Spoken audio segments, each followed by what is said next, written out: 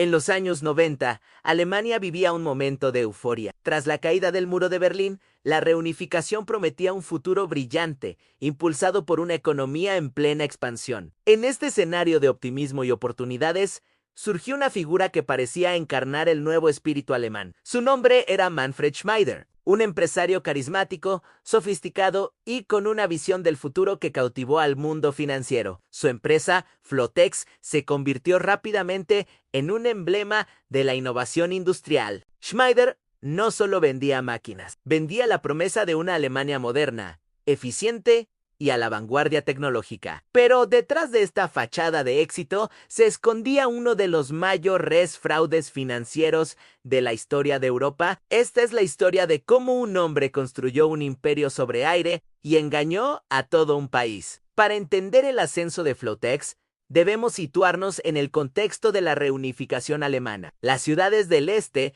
necesitaban una modernización masiva de su infraestructura. Había que instalar kilómetros y kilómetros de cables de fibra óptica, tuberías de gas y conductos eléctricos. El método tradicional, abrir zanjas en las calles, era lento, costoso y disruptivo. Y aquí es donde entraba en juego la genialidad aparente de Flotex. La empresa se especializaba en máquinas de perforación horizontal dirigida. Esta tecnología permitía instalar conductos subterráneos sin necesidad de excavar grandes zanjas, perforando de forma precisa bajo el asfalto. Era una solución revolucionaria, la respuesta perfecta a las necesidades del momento. Cada una de estas perforadoras era una pieza de ingeniería impresionante, y su precio reflejaba su valor en cientos de miles, a veces hasta 1,5 millones de marcos alemanes por unidad. El modelo de negocio que Manfred Schmieder presentó a los bancos era simple y en apariencia a prueba de fallos. Flotex solicitaba préstamos para comprar estas costosas máquinas. Luego las alquilaba a empresas constructoras que las necesitaban para proyectos de infraestructura. Con los ingresos de esos contratos de alquiler, Flotex pagaba sus deudas con los bancos y generaba enormes beneficios. Para las entidades financieras era una inversión ideal. Préstamos respaldados por activos físicos, valiosos y tangibles, con un flujo de ingresos constante garantizado por contratos a largo plazo. Era un negocio redondo. Schmieder era el maestro de orquesta de esta sinfonía de éxito. Proyectaba una imagen de confianza y solvencia. Conducía coches de lujo, poseía yates, un jet privado y organizaba fiestas extravagantes en su villa en la Costa Azul, a las que asistían políticos, banqueros y celebridades. Era el retrato vivo del éxito capitalista en la Nueva Alemania. Junto a él, figuras clave ayudaron a construir el espejismo. Su codirector, Klaus Kleiser, era el experto técnico, mientras que la directora financiera, Angelika Neumann, se encargaba de que los números siempre cuadraran aunque fuera sobre el papel. Juntos, convencieron a más de 100 bancos y sociedades de leasing para que compitieran por financiar su crecimiento imparable. Pero la realidad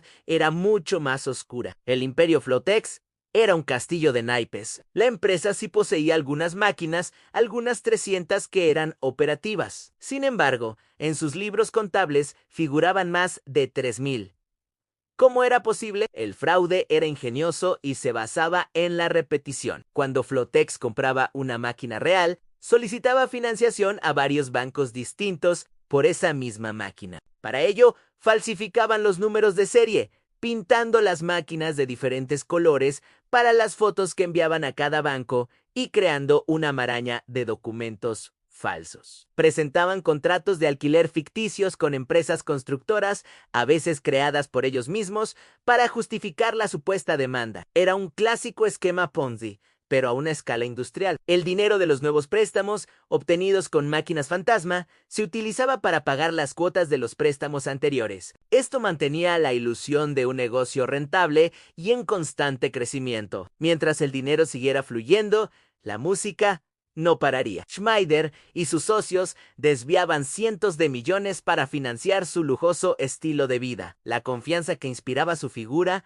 era su mayor activo. Los banqueros, deslumbrados por los supuestos beneficios y temerosos de quedarse fuera del negocio del momento, relajaron sus controles. Nadie se molestó en hacer la pregunta más básica: ¿Dónde están todas esas máquinas? Durante casi una década, el fraude pasó desapercibido. Las auditorías externas, realizadas por prestigiosas firmas, no lograron detectar el engaño, se basaban en los documentos que la propia Flotex les proporcionaba, sin realizar verificaciones físicas de los activos. La reputación de Schneider y la aparente solidez de sus balances actuaban como un escudo impenetrable. Flotex seguía anunciando contratos millonarios y planes de expansión internacional, consolidando su imagen de gigante tecnológico. Pero bajo la superficie, la estructura se estaba volviendo insostenible. A finales de 1999, las primeras grietas comenzaron a aparecer. Un empleado de una de las sociedades de leasing